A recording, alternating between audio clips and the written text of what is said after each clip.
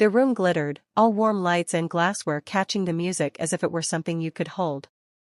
Laughter rose in clean bursts, unfamiliar faces leaning toward one another, their voices bright with the ease of people who had nothing at stake. I stood near the edge of it all, hands folded around a drink I didn't need, watching my son move through the crowd like someone practiced at being admired. Age has a way of teaching you where to stand so you don't interrupt the picture. When the speeches began, the clinking quieted and the smiles sharpened. My son lifted his glass and said it lightly, the way men do when they think humor will soften the edges. He thanked the bride's family for their generosity, then added, louder now, that her father had paid for everything, even the cake. The room laughed on cue. I felt the words land, not loudly, but precisely, like a hand placed where a bruise already lived. I smiled because that's what fathers do when they don't want to become a problem. I said nothing. The old weight settled in my chest, familiar as breath, the quiet knowledge of being reduced to a footnote in a story I had helped write there. I didn't realize that one sentence would reopen every sacrifice I had ever buried. I have never been a man of impressive titles. I worked a modest profession that paid the bills and demanded consistency more than brilliance. My days followed a reliable rhythm, early mornings, a commute that became familiar enough to forget, and evenings that smelled of tiredness and home. There was no extravagance in our life, no dramatic leaps forward, just the steady comfort of knowing tomorrow would look much like today. At the time, that felt like success. When my son was small, success meant school fees paid on time, shoes replaced before they split, and lunches packed without complaint. It meant sitting in hospital corridors during fevers that refused to break, pretending not to notice the cost of medicine as long as it worked. I learned how to stretch a paycheck without calling it sacrifice. I learned how to say maybe next year to my own wants so I could say yes to his needs. Dreams were not abandoned so much as postponed, quietly, without ceremony. As he grew older, my pride in him grew with him. He was sharp, ambitious, eager for more than the life I had built. I admired that. I also felt, slowly, the space between us widening. Conversations shifted from ideas to outcomes, from effort to image. He spoke of success in terms of visibility, recognition, and the kind of numbers that look good when said aloud. I listened, nodded, and kept my thoughts to myself, unsure when my perspective had started to sound old-fashioned. I believed in humility because it kept a man honest. Responsibility mattered to me more than applause. If something needed doing, I did it and moved on. I never learned how to market myself, and I never tried. Silence felt safer than explanation, especially when no one asked.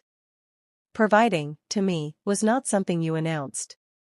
It was something you repeated, day after day, until it became invisible. The world my son moved in rewarded confidence that bordered on performance.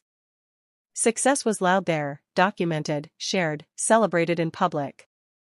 I watched him adapt to it effortlessly, and I was proud, even when I didn't recognize the language anymore. My consistency looked small beside his momentum, but I trusted that time would give it meaning. I never kept score. Not of money, not of favors, not of sleepless nights. Love didn't require an invoice. I assumed that understanding would come naturally, without explanation, the way gravity works without being taught. Over the years, that belief settled into me as certainty. I thought presence would speak for itself, that effort left a trace people could feel even if they never named it. Standing there at the party, the echo of laughter still lingering, I felt that certainty crack, and with it came the first sharp awareness that the tea I carried so quietly was not as shared as I had believed. That realization did not arrive as anger. It arrived as confusion, then a dull ache, the kind that asks questions long after the moment has passed. I wondered when providing became background noise, when reliability turned into something assumed rather than remembered. The memory of my life, once solid, felt suddenly misfiled, like a document placed in the wrong drawer. I carried that feeling back into the present with me, standing among the lights and music, smiling politely while something essential shifted beneath my feet. I did not yet know what it meant, only that it had followed me back into the room and refused to stay in the past where it had always lived, quietly, without complaint or witness. Back in the room, the music swelled again, and conversations stitched themselves back together as if nothing important had happened. I stood where I was, the echo of my son's laughter still ringing too clearly in my ears. My face held its practiced expression, pleasant, neutral, dependable. Inside, though, something had been knocked loose. Humiliation does not always arrive as heat or anger. Sometimes it comes quietly, like cold spreading through a joint you once injured and thought had healed. People drifted past me with smiles meant to include. One man clapped me lightly on the shoulder and said how lucky my son was, marrying into a family that could do things properly. A woman nearby joked that it must be nice not to worry about costs anymore. None of them meant harm. They spoke from assumption, from a story already agreed upon. I nodded, murmured something agreeable, and watched each comment settle on top of the last, building a version of me that felt smaller with every layer. Across the room, my son was in his element. He moved easily between groups, accepting congratulations, laughing loudly at stories I couldn't hear. He looked relieved, buoyed by approval, by the visible markers of success he had learned to value. I watched him closely, searching his face for any sign of awareness, some flicker of hesitation that might suggest he understood what his joke had taken. There was nothing. He was enjoying himself, unburdened by the thought that anything fragile had been bruised along the way. It struck me then how gradually respect can erode without anyone announcing its departure. When he was younger, gratitude came easily. He thanked me for rides, for help, for time. As he grew, thanks turned into expectations, and expectations into background noise. Somewhere between his first promotion and his first impressive address, my role shifted. I became reliable but unremarkable, present but peripheral. Not dismissed outright, just quietly edited down. I felt the old question rise, the one I had learned to swallow early in life. Should I say something? A single sentence could correct the picture, restore balance, remind him and everyone else that things are rarely as simple as they appear. I imagined clearing my throat, speaking calmly, watching faces change as the story adjusted itself. The thought brought no satisfaction. It felt heavy, performative, like asking for credit after the work was done. So I stayed silent. Restraint had always been my instinct, and it did not abandon me then. I told myself that dignity lay in endurance, that love did not need witnesses to remain valid. Still, silence has a cost. Each unspoken word pressed inward, turning understanding into ache. I realized that by choosing peace, I was also choosing to absorb the misunderstanding alone. What they didn't know was how much of that celebration stood on things I never put my name on. That knowledge settled in me with unexpected clarity. It did not harden into resentment, but it changed my posture. I stopped trying to blend into the edges of the room. I stood straighter, breathing through the discomfort, allowing the truth to exist even if it remained unspoken. In that moment, something shifted fr. Injury toward resolve. I did not need to correct them yet. I only needed to stop disappearing. I stayed there longer than necessary, listening to the party reclaim its rhythm around me. The music grew louder, the laughter looser, and the moment that had cut me so precisely faded into anecdote for everyone else. For me, it lingered. I understood then that silence, while peaceful on the surface, can teach others how to misread you. My restraint had been mistaken for absence. The realization hurt, but it also clarified something important. I could continue absorbing these small erasures, or I could begin deciding what parts of myself deserved light. I did not need to announce my past, but I no longer needed to hide it either. As I set my empty glass down and met my son's eyes across the room, I felt a quiet resolve form. Whatever came next would not be fueled by anger, but by truth, finally allowed to stand still. There are truths that do not arrive as revelations, because they have always been there, working quietly in the background. Mine lived in paperwork handled after midnight, when the house had gone still and even my thoughts lowered their voices. I would sit at the table with a lamp angled just enough to see, sorting figures that never appeared in conversation. Numbers have a way of revealing priorities. Mine consistently pointed outward, toward my son's future, while my own wants waited patiently off to the side. I took loans I never mentioned, signing my name with the same calm certainty I brought to everything else. The interest felt like a manageable inconvenience compared to what it purchased: stability, opportunity, momentum. I sold assets that held memories, not because I was forced to, but because they were less important than keeping his path clear. Each decision felt reasonable at the time, a small adjustment rather than a sacrifice. Only later did they gather weight, forming a history no one else had read. There were opportunities one declined without resentment. Invitations that would have required time, travel, or risk I could not afford if I wanted to remain dependable. I learned to recognize doors meant for me and quietly close them, trusting that the choice was temporary. The years passed, and temporary became habitual. I did not mourn what I set aside. I believed usefulness was its own reward. The house reflected this philosophy back at me. It grew emptier as my son grew older, its rooms holding echoes rather than arguments. I noticed my hands more in those years, the way the skin thinned and the veins surfaced, the way stiffness lingered longer each morning. They were honest hands, shaped by repetition, by tasks completed without ceremony. I trusted them more than words. I never told my son what I had done. Not because I was hiding something shameful, but because love, to me, did not require acknowledgement to remain valid. Explaining felt like bargaining. Like turning care into a transaction. I wanted him free of obligation, unburdened by awareness. My silence was meant as protection, a way of allowing him to move forward without looking back. But protection has edges. Sitting with those memories after the party, I felt something settle into focus. It was not anger. Anger would have been easier, louder, more satisfying in the short term. What arrived instead was clarity. I saw how my quiet choices had shaped his confidence, how the ground beneath his success had been reinforced long before he noticed it. I also saw how that same silence had edited me out of the narrative. By choosing not to speak, I had allowed others to decide who I was. I had mistaken humility for invisibility and patience for erasure. The realization did not demand confrontation, but it did require honesty, at least with myself. I could no longer pretend that being unseen carried no cost. Silence had protected others from discomfort, but it had also thinned my own presence until it felt optional. That understanding did not harden me. It steadied me. For the first time, I allowed myself to acknowledge the full shape of what I had given, not as a ledger of grievances, but as a fact of my life. The truth did not need to be announced to be real. Still, it deserved to exist somewhere beyond my own memory. As the night deepened and the party continued without me, I sensed that something inevitable was approaching. Not a reckoning driven by bitterness, but one shaped by timing. I did not know how or when the truth would surface.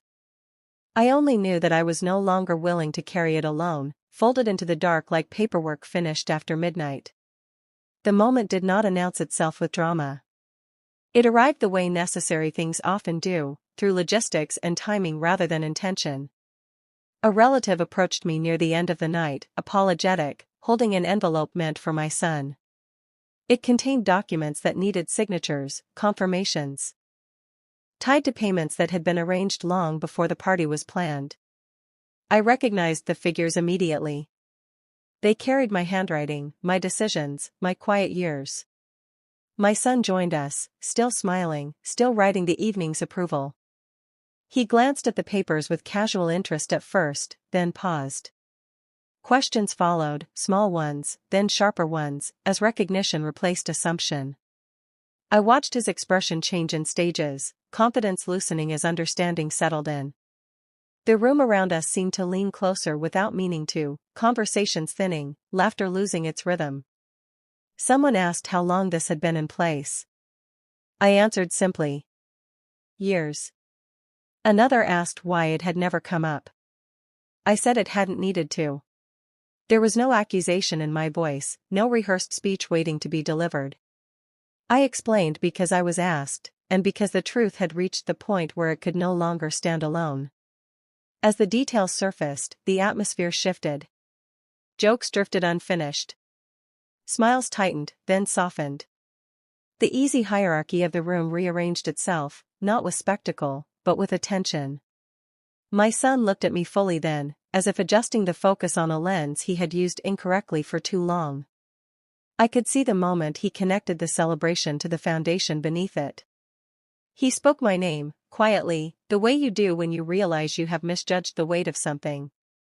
He asked why I never said anything, why I let him believe a simpler version of events. I told him the truth as plainly as I could. That love was not a negotiation. That providing had never been about recognition. That I wanted him to stand on his own, even if that meant standing where I could not be seen. The words landed heavily. Not because they were sharp, but because they were steady. I saw the memory of his joke return to him, the laughter it earned, the way it must have sounded from where I stood. His posture changed. The confidence that had carried him all evening did not disappear, but it bent, reshaping itself around something closer to humility. No one clapped. No one gasped. Respect returned the way it should, without announcement. People listened. Some looked away, embarrassed on his behalf, others thoughtful, recalculating. My son nodded slowly, absorbing not just the facts, but their weight. When he apologized, it was not loud enough for the room. It was meant for me alone. In that moment, power shifted without confrontation. I did not claim anything. I did not need to. Recognition did the work for me, filling the space my silence had once occupied. My son saw the foundation clearly now, not as a debt, but as a gift he had stood on without noticing. The humiliation he had caused settled into him alongside gratitude, and I could tell it would not leave quickly. I felt no triumph. Only a quiet relief, like setting something down after carrying it too far. The truth had stepped forward, not to punish, but to balance the room. And in that balance, my place was finally visible, not because I demanded it, but because it had always been there. The silence after felt different from the earlier quiet. It was attentive, weighted, as though the room itself had learned something it could not unlearn. I noticed how people stood a little straighter, how their questions softened. My son remained still, eyes lowered for a moment, then lifted again with care. In that pause, I saw him measure himself against a past he had skimmed over too quickly. He was not diminished by it. He was reoriented. I understood then that this was not about correcting a joke or reclaiming pride. It was about allowing the full story to exist. The years I had compressed into routine were finally expanded into context. Nothing needed to be said beyond what already had been. The truth, once visible, required no defense. When the music resumed, it sounded distant, almost polite. Conversations restarted, but they circled wider, respectful. My son placed a hand on my shoulder, not performative, just present. It was enough. The reckoning had arrived, not as punishment, but as alignment, and it left behind a steadiness I had not known I was missing. It allowed us both to breathe differently, carrying forward an honesty that neither apology nor silence could ever provide, without spectacle, without resentment, and without needing the room to agree about what mattered most. We stepped away from the crowd together, not dramatically, just enough to hear ourselves think. My son cleared his throat more than once before speaking, as if the right words were hidden somewhere behind habit. When he finally apologized, it came out uneven, stitched together from regret and confusion. He said he hadn't meant it that way. He said he hadn't thought. Both things were true, and neither changed what had already happened. I listened without interrupting. That felt important. For once, I did not rush to make things easier for him. I let the silence stretch, not as punishment, but as space where understanding could settle properly. His eyes kept dropping, then lifting again, searching my face for cues I refused to provide. This was his moment to carry something alone. Around us, family members began to piece together their own reflections. An aunt approached quietly, admitting she had assumed too much. A cousin offered a soft acknowledgement, nothing formal, just a look that lingered longer than before. No one dramatized it. The shift moved through the room subtly, like air pressure changing before rain. Conversation slowed. Laughter lowered its volume. There was no confrontation, no raised voices, no need to prove anything further. The truth had already done its work. My son stood differently now, less expanded, more grounded. I could see him recalibrating, placing past moments into a new order. When he spoke again, it was not to explain himself, but to ask how long I had carried things alone. I told him it didn't matter anymore. And I may it, not because it never had, but because the weight was finally shared. Relief came in quietly, surprising me with its gentleness. I had expected something sharper, some delayed surge of vindication. Instead, what I felt was lightness, the kind that follows honesty rather than victory. Dignity returned without spectacle. No announcement marked it, no public correction. It existed simply in the way people looked at me now, and in the way my son paused before speaking, choosing his words with care. Correction had passed into something softer. Healing does not rush. It begins when truth is allowed to rest, unchallenged, between people willing to sit with it. I noticed the relief mirrored in my own breathing, slower, steadier, as if my body trusted the room again. The night did not need resolution beyond that. Healing, I learned, often begins quietly, when pride steps aside and listening replaces defense. It was not forgiveness demanded or earned, but a mutual pause, a recognition that something fragile had survived honesty and could now be handled with care. That was enough for the moment, and for me, it felt like the first true step away from correction and toward healing. I let that feeling settle, knowing time would do the rest. Nothing else needed saying. The room finally exhaled. And so did I, at last. That mattered more than applause. It always does. Time passed the way it usually does, without ceremony. There was no single conversation that fixed everything, no dramatic reset. Instead, the change arrived in small adjustments that accumulated quietly. My son began calling more often, not to announce achievements, but to ask how my day had been. He listened without glancing at his phone. When we met, he no longer performed confidence for the room. He sat, attentive, present, letting silences exist without rushing to fill them. Respect, I learned, does not return all at once. It grows back the way trust does, slowly, through consistency. My son started asking questions about my past, about choices I had made long before he noticed them. Not out of obligation, but curiosity. He thanked me sometimes, awkwardly, still learning the shape of those words.